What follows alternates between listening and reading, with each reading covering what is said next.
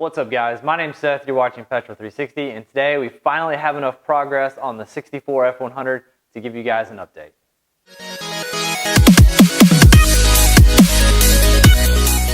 Okay, so first off I have to thank a lot of you guys are new subscribers, and I really appreciate you taking interest in the channel. So if you don't know, this is my grandpa's 1964 Ford F100 short bed pickup. Me and my dad are going through and restoring it. I owned it, but my dad actually bought it from me, and so I'm building it for him. So last update was about 9 months ago. I had to go back and watch the video to make sure I wasn't going over the same stuff again, but it doesn't look like we've done a lot. We've actually made pretty good progress, and we'll go ahead and kind of walk through what we've done. Okay guys, so I guess we'll go ahead and jump into it, but first, if you haven't, I bought a bunch of videos about this truck already. They're put together in the playlist. Make sure if you haven't seen them yet, go ahead and get caught up on everything we've done with this truck. So biggest change, biggest update, and biggest part installed is we decided to go ahead and go with EFI. Now originally we were going to run a carburetor on this and then swap to an EFI system down the road, but me and my dad were talking. He had the funds to go ahead and do it, and I don't want to have to rewire and replumb a lot of stuff, so we just went ahead and decided to go with Holley's Sniper EFI system. This is the 600 horsepower unit.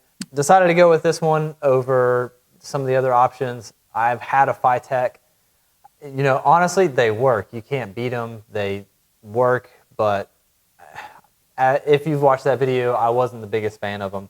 And the technology that Holley's put into this one, and the adjustability and the tunability of this, and using their software to actually go through and tune, really looks leaps and bounds above what Phytech's doing. So we decided to go with this one. Another thing that I am planning or hoping for in the future is we're thinking about turbocharging this truck later on down the road. So a lot of the decisions we made about the timing system and fuel system and things like that were based off of that. So again, Holley Sniper unit, we decided to go with their HyperSpark unit. So that includes the distributor. This is a special distributor that will help control timing. And they do have a CDI box as well. And the coil, which we don't have mounted, we're going to mount it back here so it's out of the way and kind of hidden. But we decided to go all Holley on that because it's all going to work together and it's going to work perfectly with boost. We do have a Holley fuel pressure regulator. This is the 12880. This is a will be a boost reference fuel pressure regulator, and the Sniper EFI regulator will be bypassed. We actually remove the regulator from the back of the unit so we can better control our fuel pressure here, and we're going to have a gauge here that's not installed yet. So past that, the other biggest thing is all the wiring is getting installed. So some of this is the Sniper system stuff, some of these larger plugs. The factory stuff is still over there, and then we are going to go ahead and run some other things. So some of the stuff we're going to add is backup lights. This truck from the factory does not have backup lights. The transmission has a plug that, you know, is a ground switch or power switch. We'll use it as a ground trigger for a set of backup lights that we're hiding up under the truck, but we'll get back to that here in a little bit. We do have fuel pump lines, and this is the trigger wire for the backup lights as well. Here we've got everything to run our distributor, also our trigger wire for alternator. We've got all of our heater lines plumbed up. We have, you're probably not going to be able to see it, but all the hose clamps are wrapped in heat shrink, so they hide them and they look black on top of there, which I learned that trick a while back and I love it, so trying to use that going forward.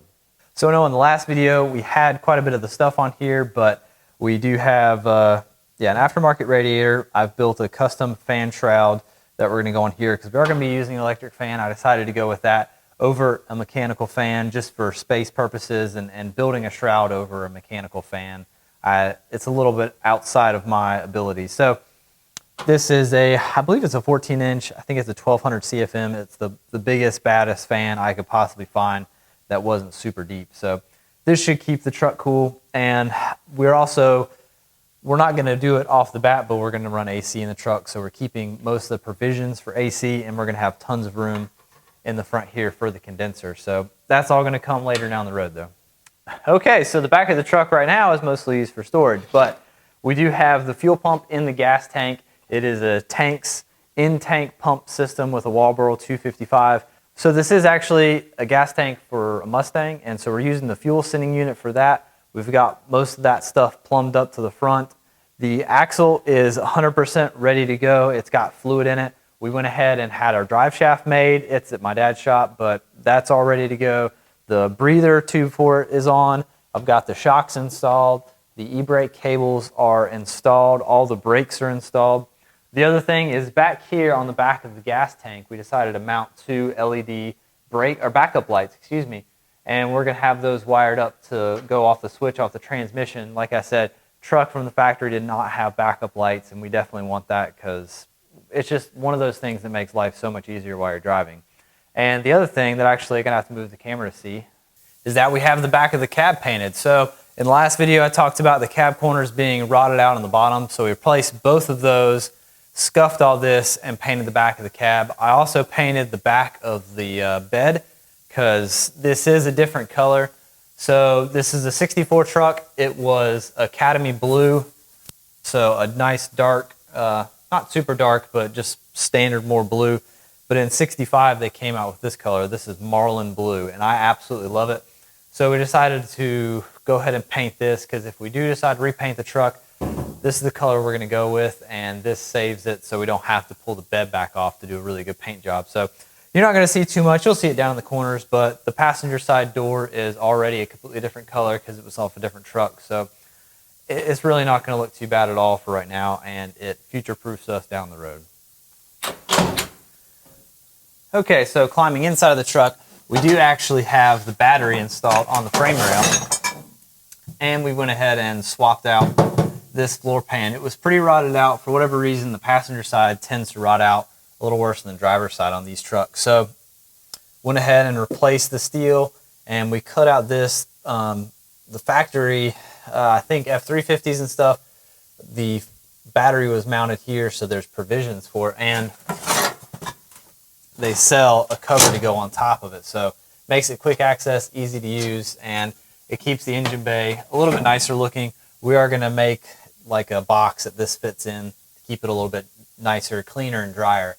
So the last big update, I actually can't show you because it's underneath the truck, and I have started going ahead and getting the exhaust. The driver's side is all the way back to the end of the transmission, and it started to cut across because we're going to run a 2-into-1 exhaust. And on the passenger side here, we've about halfway down to a stopping point, and I'm going to merge those two 2.5-inch pipes into a single 3-inch pipe, and I'm actually going to add a X pipe because we're going to be running an exhaust cutout before a muffler. So we'll put exhaust cutout on one side, the other side is going to go through the muffler, and my dad decided to go ahead and put an electric exhaust cutout on it, so we've got that, and getting pretty close to installing that. Okay guys, so that pretty much wraps up where we are today. It doesn't seem like we've gotten a ton done since last time, but last time was a bunch of fab update stuff, which, is big chunks and pieces getting done. Now we're in the weeds, a lot of the wiring, plumbing, and things like that, and just getting all the small bits and pieces worked out, and tons of trips to the hardware store and ordering more and more stuff online. But we are getting there. Progress is definitely being made, but just has gone very, very slowly. But it's in my garage now. I'm able to work on nights like tonight, and so hopefully we'll have an update much sooner than last time. But thanks guys for watching, and see you next time.